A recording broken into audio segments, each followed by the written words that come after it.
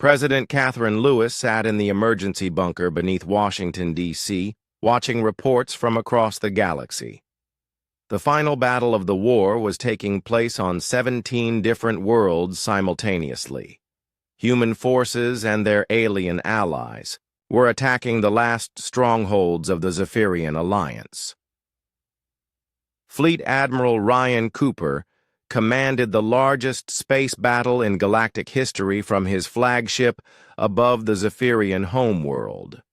Over 3,000 ships from dozens of species had joined the human-led coalition. The aliens who had once seemed so powerful were now desperately defending their last remaining territories. Dr. Benjamin Turner documented everything he could about how the war had changed both human and alien societies. He was an anthropologist who studied how different cultures influenced each other. The impact of human values on galactic civilization was already more significant than anyone had imagined possible. Ambassador Lisa Morgan prepared for the most important diplomatic meeting in history. She would soon sit down with the surviving Zephyrian leaders to negotiate the terms of their surrender. The galaxy was about to see the birth of a new order based on human principles of freedom and cooperation. High Commander Vexitar had been captured during the Battle of Kepler Station. The alien who had once demanded Earth's surrender was now a broken prisoner begging for mercy. His own soldiers had mutinied rather than continue fighting what they called the death spawn of the void. The Zephyrian homeworld was beautiful by galactic standards with gentle landscapes and peaceful cities, but human soldiers found it almost unbearably boring after a lifetime on dangerous Earth. The safest planet in Zephyrian space was still more hazardous than a quiet day in most Earth suburbs. Fleet Admiral Cooper accepted the surrender of the last Zephyrian battle fleet without firing a shot. The alien commanders had seen what happened to forces that tried to fight humans and chose submission instead. The war that was supposed to last 1 week had taken 2 years and ended with complete human victory. President Lewis announced the formation of the Terran Federation to replace the collapsed Zephyrian Alliance. The new government would be dedicated to protecting smaller species from conquest and exploitation. Every world would have the right to govern itself according to its own values and traditions. Dr. Turner studied how human concepts had spread throughout the galaxy during the war. Ideas like never giving up and protecting the weak were becoming popular among species that had never heard of such things. Young aliens were adopting human phrases and trying to emulate human courage. The most popular human saying among aliens was that the strong should protect the weak rather than exploit them. This idea was revolutionary in galactic society, where power had always been used to dominate others. Species throughout the galaxy began to reorganize their societies around this principle. Ambassador Morgan established the first interspecies council on Earth itself. The irony was not lost on anyone that the galaxy's most peaceful diplomatic center would be located on its most dangerous death world. Alien diplomats needed full environmental suits and medical support just to attend meetings. Human military doctrine became the new standard for galactic defense forces. The concepts of adaptability and aggressive tactics replaced the cautious, conservative strategies that had dominated alien thinking. Military academies throughout the galaxy began teaching courses on human warfare. Fleet Admiral Cooper oversaw the liberation of over 400 worlds that had been enslaved by the Zephyrian Alliance. Each planet required different approaches because the species were so diverse. But all of them wanted to learn about the humans who had made freedom possible. The economic impact of the war was enormous. Human industries that had been built to supply the war effort now turned to rebuilding the galaxy. Earth companies established operations on dozens of worlds, helping former slaves build their own economies and military forces. Dr. Turner documented how human culture was influencing art and entertainment throughout the galaxy. Alien musicians were composing songs about human courage and determination. Writers were creating stories about heroes who never surrendered even when facing impossible odds. The concept of sacrifice for others became particularly popular among young aliens who had grown up hearing stories about human soldiers. Many species began to develop their own traditions of service and protection modeled on human military values. Ambassador Morgan negotiated treaties with over 100 species in the first year after the war. Every agreement was based on mutual respect and voluntary cooperation rather than domination by the stronger party. The galaxy had never seen diplomacy conducted this way before. Earth became the neutral meeting ground for resolving disputes between different species. Human mediators were trusted because they had proven that they would fight to protect others rather than. Admiral Susan Mitchell stood on the bridge of the battleship Defiance and watched alien supply ships explode in the distance. She had been fighting in space for 6 months now, and the war was turning in humanity's favor. Earth's growing space fleet was hunting alien forces throughout the solar system and beyond. Dr. Frank Davis worked in his laboratory surrounded by captured alien technology. He was Earth's leading weapons designer and had been trying to understand how alien equipment functioned. What he discovered surprised him. Human weapons were often more effective than the advanced alien designs.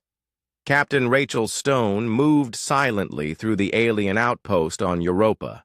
She was a Special Forces operative trained to fight in zero gravity and extreme cold.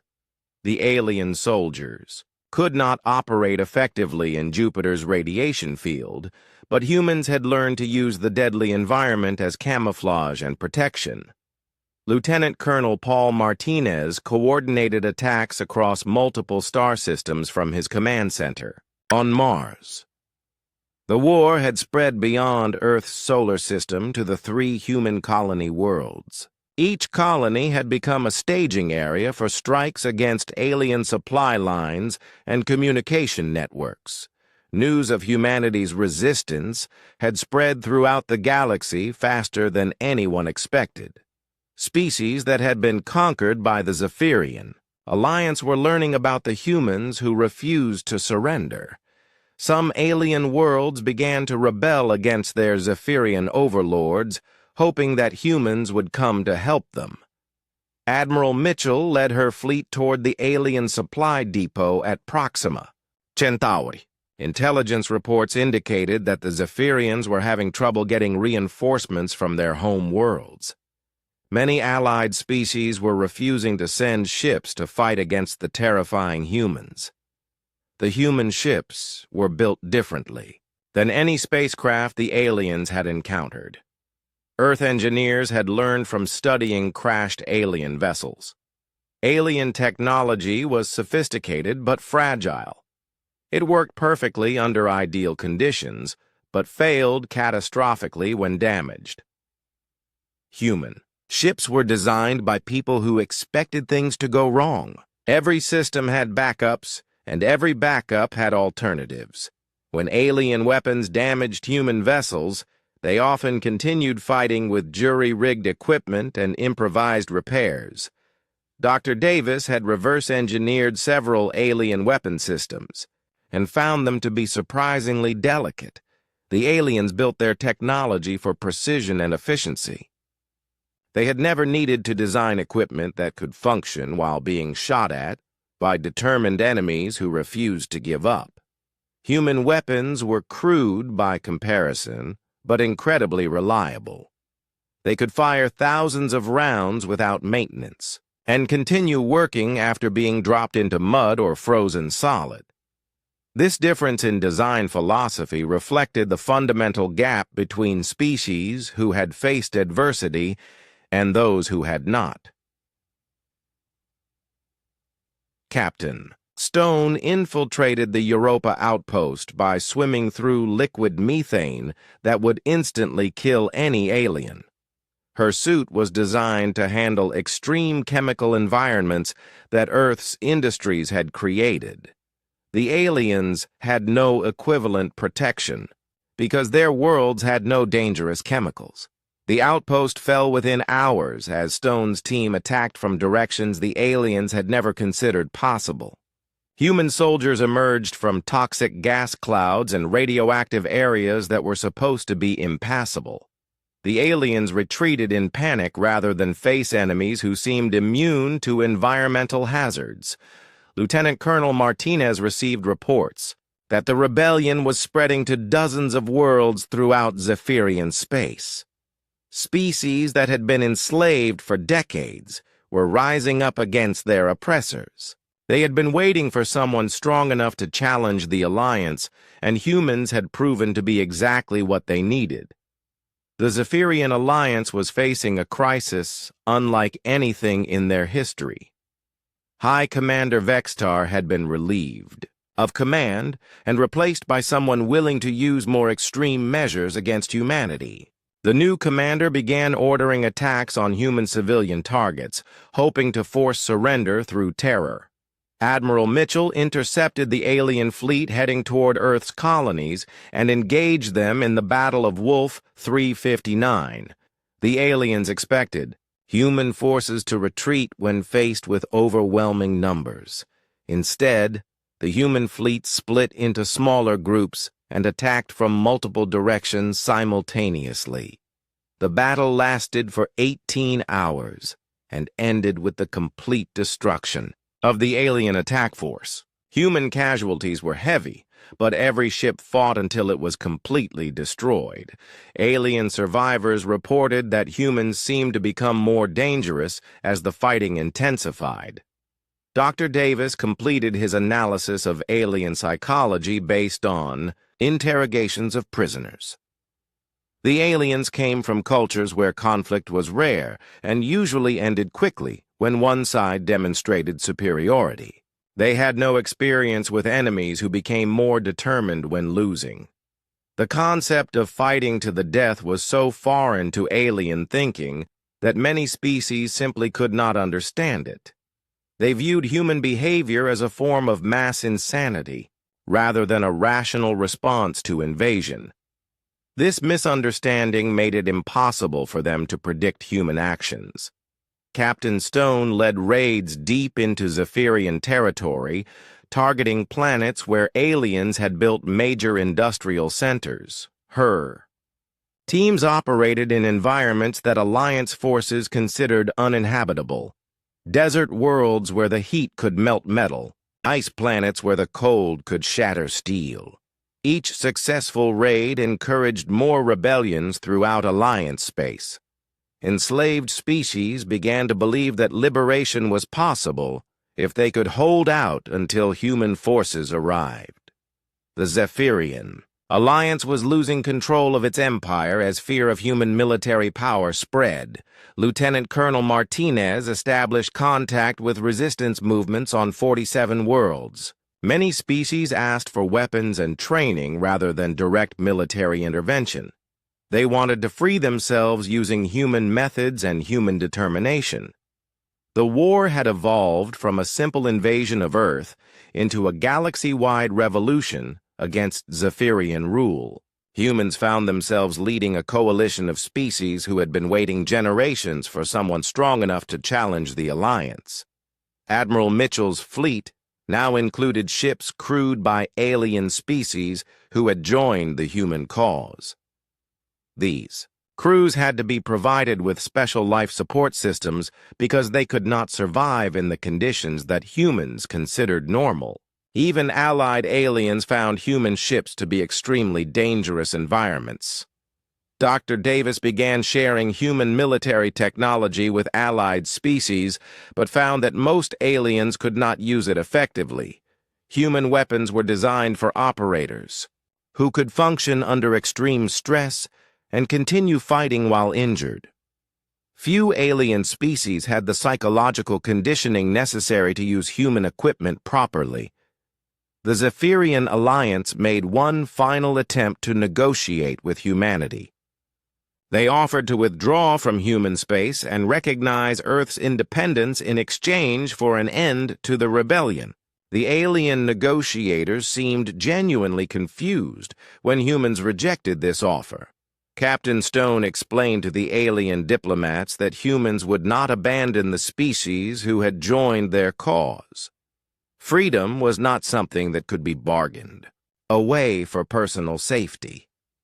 The rebellion would continue until every enslaved world was liberated.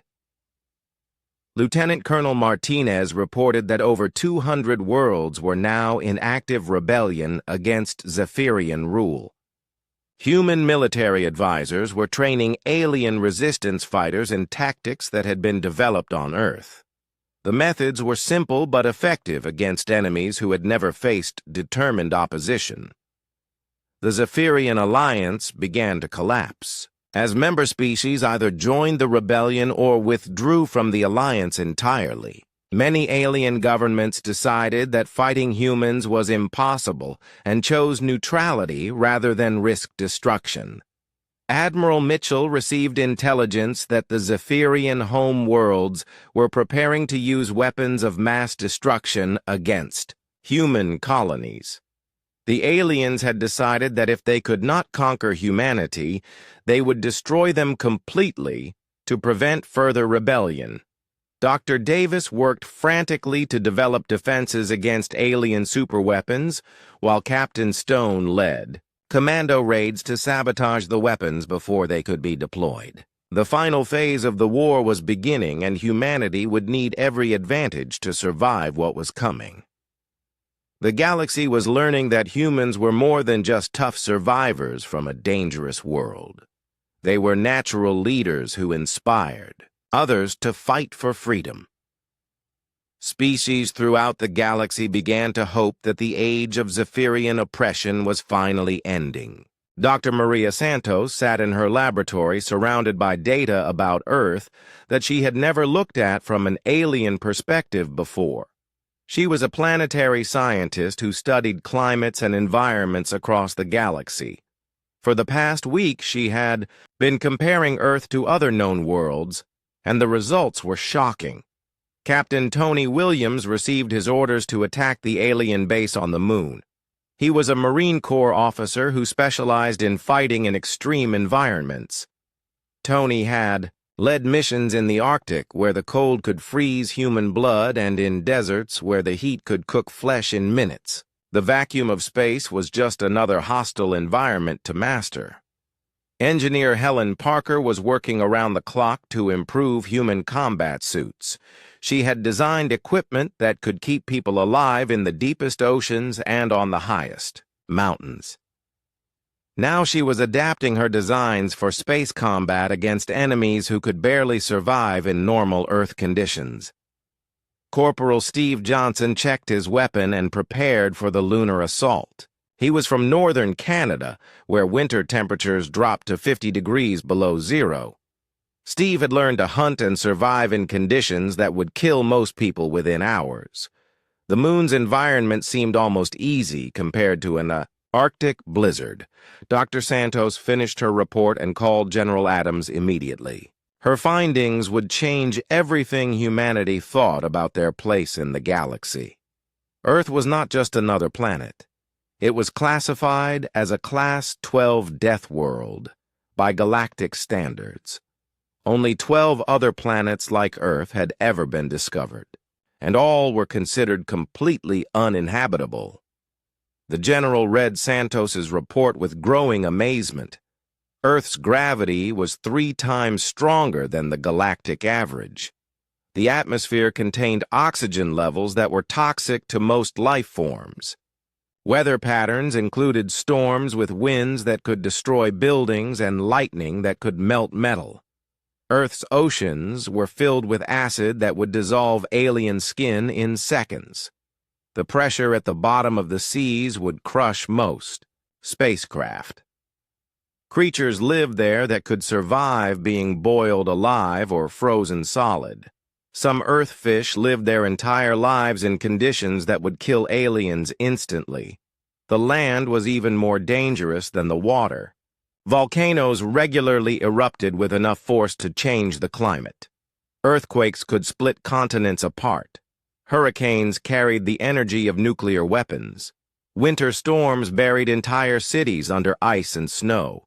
Plant life on Earth was aggressively hostile compared to other worlds. Trees grew to enormous sizes and competed violently for sunlight and nutrients. Some plants were poisonous enough to kill with a single touch. Others could survive forest fires and regrow from their roots. Animal life was beyond alien comprehension. Earth creatures routinely survived injuries that would be fatal to any known galactic species. They fought each other constantly in a struggle for survival that lasted millions of years. The weak died quickly, leaving only the strongest to reproduce. Humans were the product of this violent evolutionary process. They could survive injuries that would kill most aliens. They could function in environments that other species found instantly lethal. Most importantly, they had learned to overcome their fear of death and pain through countless generations of struggle. Captain Williams led his Marines toward the alien moon base, knowing this information would change how humans fought. The aliens had built their base in a crater that provided some protection from solar radiation. They needed thick shields and heavy life support equipment just to exist on the moon's surface. The Marines approached through areas where aliens could not follow. Human soldiers could move across terrain that would tear apart alien equipment. Their suits were designed to handle damage and keep working even when breached. Each Marine carried backup systems for their backup systems. Steve Johnson found himself separated from his unit when their transport was destroyed by alien weapons. Most soldiers would have waited for rescue or tried to find shelter. Instead, Steve gathered supplies from the wreckage and continued the mission alone. He had survived worse conditions during training exercises in Alaska. The aliens at the moon base could not understand what they were seeing. Human soldiers were moving across the surface in conditions that should have killed them instantly. When their equipment was damaged, they improvised repairs using methods that seemed impossible to alien minds. Dr. Parker received reports from the battlefield and used them to improve human equipment even further. She realized that aliens designed their technology for perfect conditions, while humans built things to work when everything went wrong. This fundamental difference gave humanity a massive advantage. The attack on the moon base succeeded beyond all expectations. Captain Williams and his Marines overwhelmed the alien defenses using tactics that seemed suicidally aggressive to enemy commanders. When aliens retreated to secured positions, humans followed them into areas considered impassable. Corporal Johnson survived 3 days on the lunar surface after his life support was damaged. He used equipment from destroyed alien vehicles to repair his suit. He found ways to get water and oxygen from sources the aliens had never considered. When rescue finally arrived, Steve was still fighting and had captured several enemy positions. News of the moon base victory spread quickly through the Zephyrian fleet. Alien soldiers began to refuse orders to fight humans in close combat. Stories spread about humans who continued fighting with terrible wounds and who seemed to feel no fear of death. High Commander Vextar received reports that made no sense to him. His soldiers described humans who fought effectively in vacuum, without proper protection. Enemies who could survive direct hits from weapons that should have vaporized them. Creatures who seemed to become more dangerous when they were injured. Dr. Santos compiled additional data about human capabilities compared to galactic norms. Humans could survive without water for 3 days and without food for 30 days.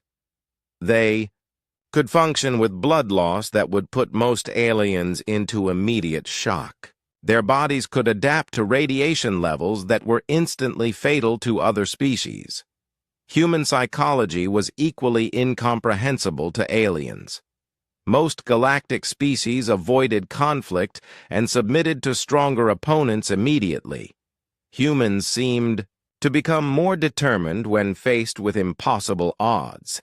They would fight to the death rather than accept slavery or surrender their freedom. The concept of sacrifice for others was completely alien to most species. Individual survival was the primary goal of all known galactic cultures. But humans regularly risked their lives to save strangers or protect abstract concepts like honor and justice. Maria Santos published her complete analysis of Earth as a death world. The report explained that humans were essentially galactic apex, predators who had evolved on one of the most dangerous planets ever discovered.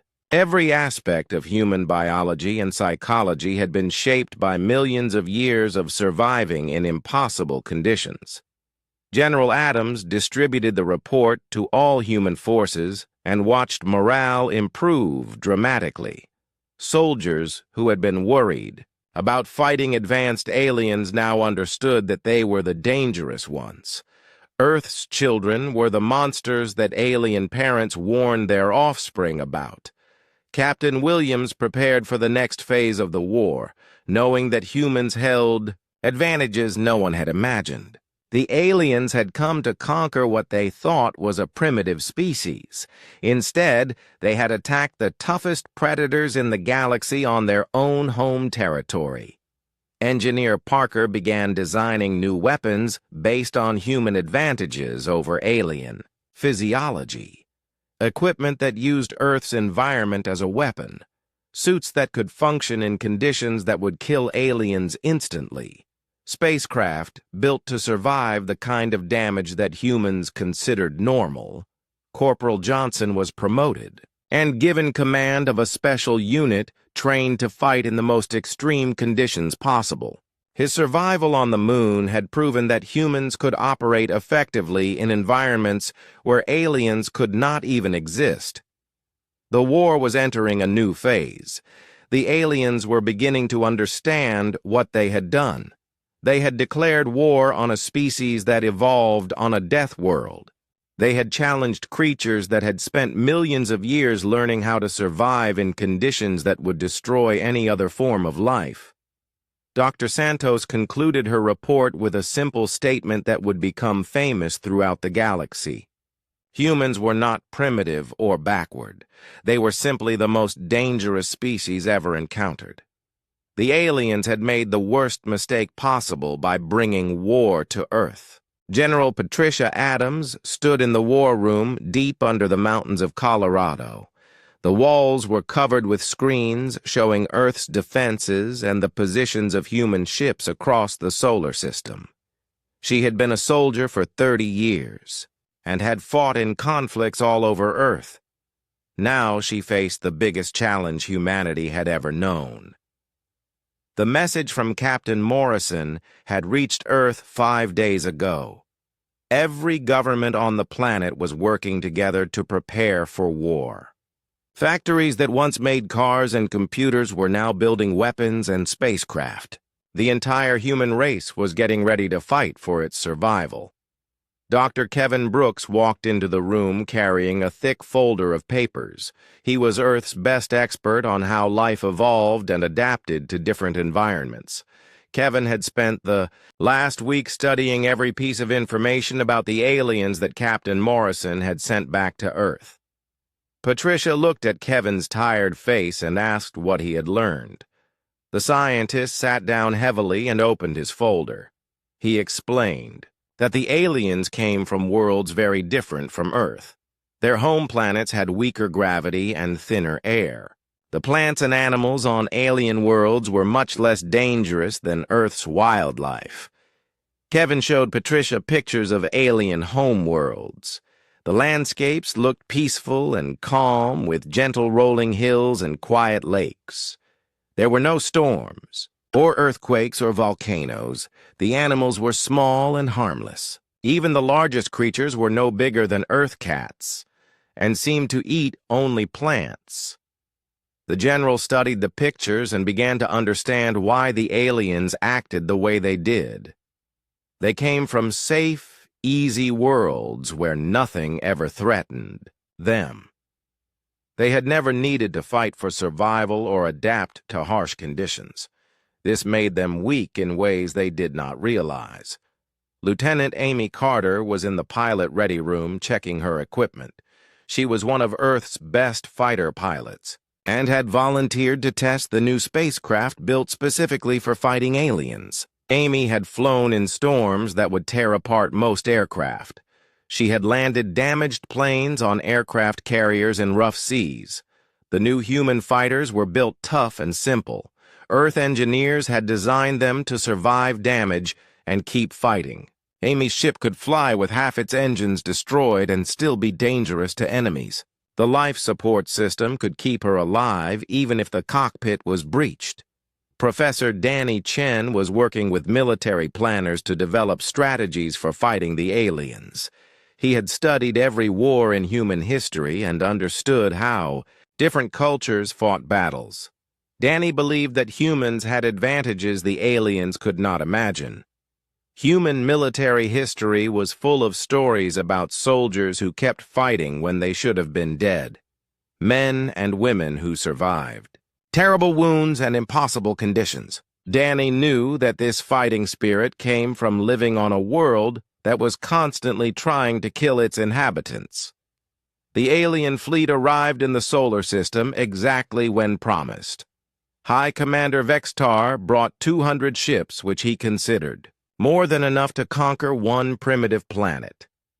The aliens expected humans to surrender as soon as they saw the size of the invasion force.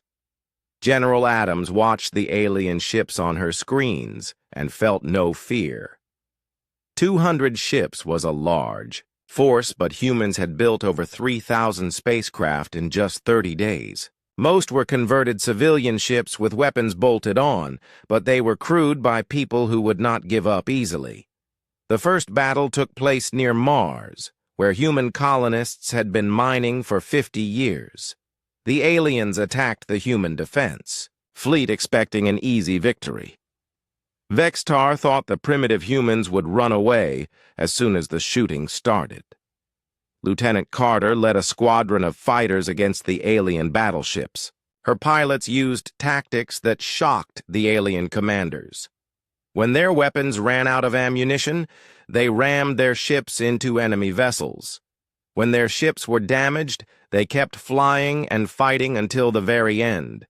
The aliens had never seen anything like this before. In all their previous conquests, the enemy had tried to preserve their own lives above all else. Retreat and surrender were normal when faced with superior technology, but humans kept attacking even when victory seemed impossible. Amy's fighter was hit by alien weapons, but she managed to keep it flying. Half her instruments were dark and smoke filled the cockpit. Most pilots would have ejected and hoped to be rescued. Instead, Amy flew her crippled ship straight at an alien cruiser and fired everything she had. Dr. Brooks was analyzing data from the battle and making disturbing discoveries. The aliens were not just physically weak compared to humans. Their technology was also less robust than Earth equipment. Alien ships were built for fighting other delicate aliens, not tough, determined humans. When human ships were damaged, they often continued to function. When alien ships took similar damage, they shut down completely.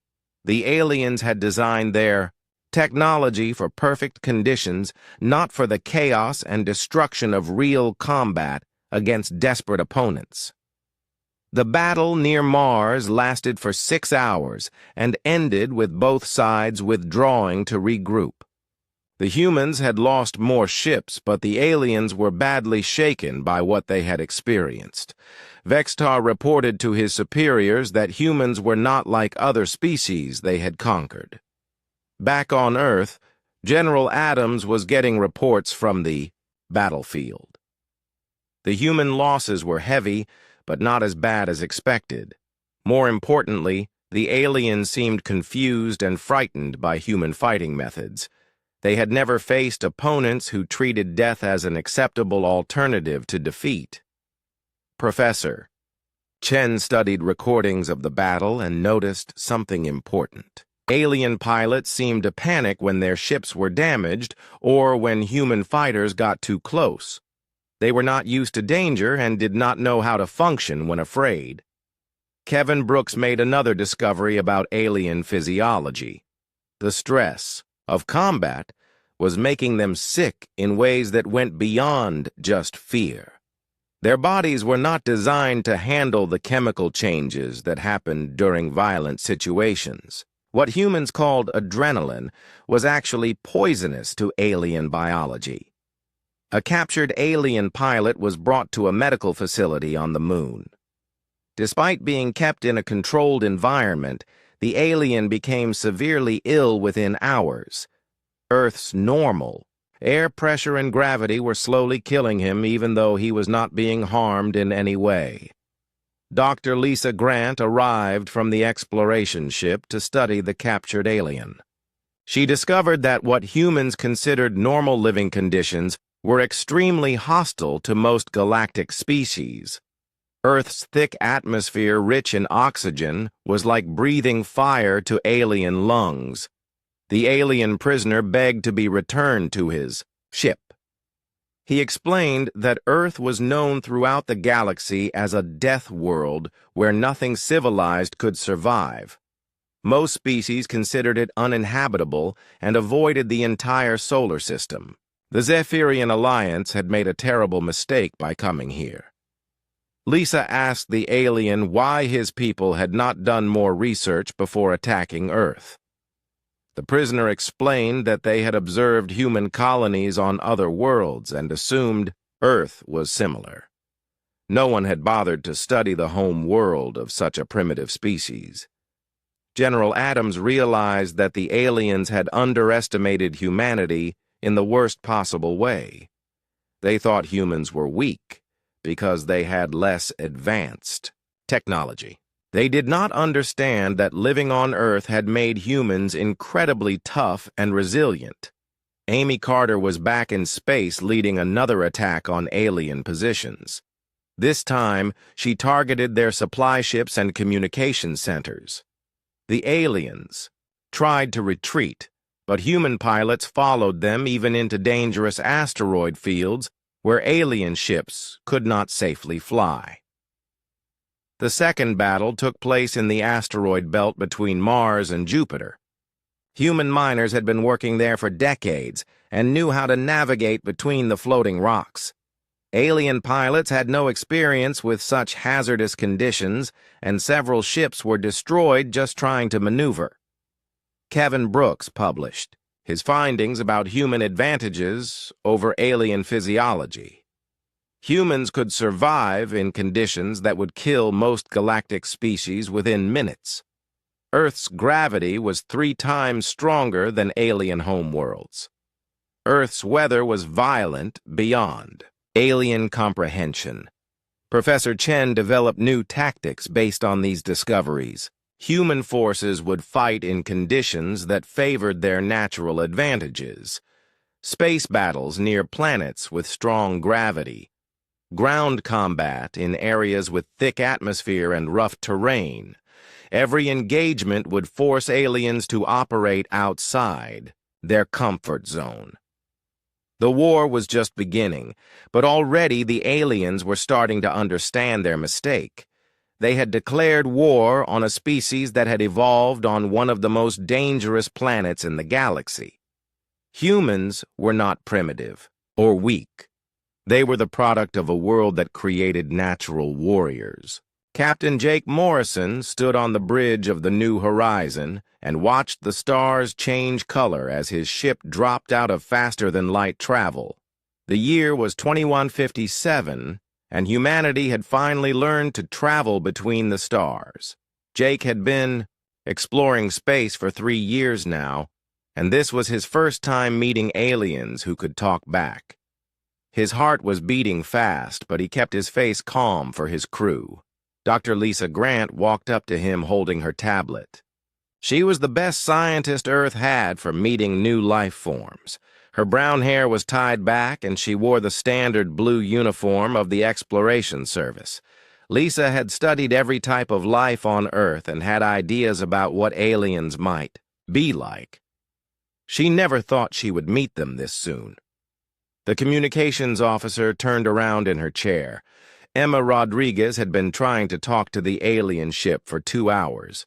She was good with languages and had learned to speak in math and pictures. Emma finally smiled and said the aliens wanted to meet face to face. They had agreed to meet on a space station between their ships. Commander Rick Taylor checked his weapon one more time. He was a former Navy SEAL and now served as military advisor on exploration missions. Rick had fought in many places on Earth, where the air was thin and the cold could kill. He was not easily scared, but something about these aliens made him nervous. They seemed too confident and too eager to meet. The space station was small and built for meetings like this. It had air that both humans and aliens could breathe. Jake led his team through the airlock and into the main room. The walls were white and clean with a long table in the center. Bright lights made everything easy to see. The alien delegation was already waiting. Jake had seen pictures, but meeting them in person was different. The aliens were tall and thin, with gray skin that looked smooth like rubber. Their heads were larger than human heads, and they had big black eyes. They wore thick suits that covered their whole bodies and helmets with air tubes. High Commander Vex Tar stepped forward. He was the leader of the alien group called the Zephyrian Alliance. His voice came through a speaker in his helmet and sounded like metal scraping on stone. He spoke in perfect English, which surprised Jake. The aliens had learned human languages. Very quickly, Vextar began to speak without any greeting. He said that humans were now part of the Zephyrian Alliance whether they wanted to be or not. Earth would become another world under alien control. Humans would work for the aliens and follow all their rules. There was no choice in the matter. Doctor. Grant stepped forward and asked why the aliens thought they could take over Earth. Vexitar seemed surprised by the question. He explained that the Zephyrian Alliance had conquered 47 worlds in the past century. Every species they met either joined them right away or was forced to join after a short war. It was always easy. Lisa noticed that the aliens were breathing hard even inside their protective suits. Sweat was running down the inside of their helmets. The space station was kept at normal Earth conditions, which meant the aliens were having trouble just standing there. She made notes on her tablet about this strange reaction.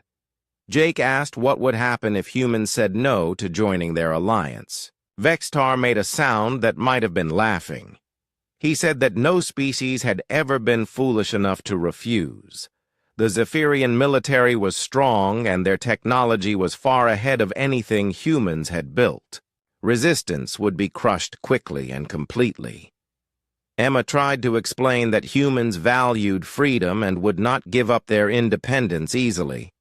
She said that Earth's people came from many different cultures, but they all shared a love of liberty. The aliens seemed confused by this idea. In their experience, all primitive species wanted to be taken care of by more advanced civilizations. Commander Taylor remained quiet during most of the meeting, but he was watching everything carefully. He saw how the aliens moved slowly and carefully, as if they were sick or injured. Their suits made soft beeping sounds that might have been medical alerts. Rick began to think that these aliens were not as strong as they claimed to be. Vextar became impatient with the discussion. He said that humans had 30 days to surrender completely or face the consequences. The Zephyrian fleet would arrive at Earth and demand submission. If humans chose to fight, they would be destroyed as an example to other species who might think about resisting. Dr. Grant asked to see some proof of alien technology and military power. Vextar showed them pictures on a screen. The images showed cities on other worlds burning and alien ships in the sky. He explained that every world had been conquered in less than 1 week. Most surrendered after seeing the alien fleet arrive. Jake looked at the pictures and felt anger growing inside him. The aliens spoke about destroying cities and killing people as if it meant nothing to them. They treated other species like animals that could be owned and controlled. This was not how intelligent beings should act toward each other. Emma asked why the aliens needed to conquer other worlds. What did they gain from ruling over so many different species? Vexatar explained that the galaxy needed order and unity. Primitive species could not be trusted to develop on their own. They needed guidance from superior civilizations like the Zephyrian Alliance. Lisa watched the aliens carefully during their explanations. She noticed that they seemed to be getting weaker as the meeting continued. One of them sat down heavily in a chair and his breathing became more labored. Another alien checked a device on his wrist that was flashing red warning lights. The meeting ended with Vextar repeating his demand. Humans had 30 days to surrender or be conquered by force. He said this was more time than most species received. The aliens were being generous because humans had managed to travel between stars. This showed some intelligence, even if they were still primitive. As the alien delegation left the space station, Jake felt both angry and worried. The aliens clearly had better ships and weapons than humanity possessed. But something about them seemed wrong. They acted like bullies who had never met anyone willing to fight back. Rick shared his observations with the group. He said the aliens looked sick and weak despite their advanced technology. Their suits were doing more than just letting them breathe. The suits seemed to be keeping them alive in conditions that humans found comfortable. Lisa agreed with Rick's assessment. She had never seen any Earth creature that needed so much protection just to exist in a normal environment. Even deep-sea fish could survive in different conditions better than these aliens seemed able to do. Emma sent a message back to Earth reporting on the meeting. She explained the alien demands and the 30-day deadline. The message would take several hours to reach home, but Earth's leaders needed to know what was coming. Jake set course for Earth knowing that humanity's first contact with aliens had gone very badly. War seemed certain unless Earth chose to surrender completely. But something told him that these aliens had made a serious mistake. They had never fought anyone like humans before.